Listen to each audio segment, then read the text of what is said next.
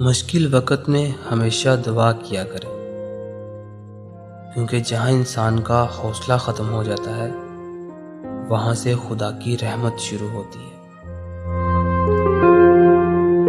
बदी का मौका देखते हुए भी बदी ना करना बहुत बड़ी नेकी है।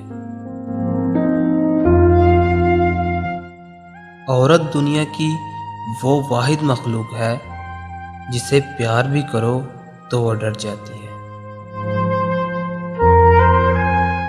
एक शख्स बनकर ना जियो, बल्कि एक शख्सियत बनकर जियो, क्योंकि शख्स तो मर जाता है पर शख्सियत हमेशा जिंदा रहती है।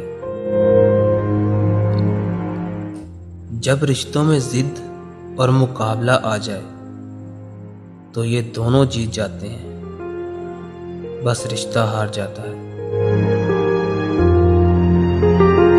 रिश्तों को संभालते संभालते थकावट सी होने लगी है। हर रोज कोई ना कोई नाराज हो जाता है।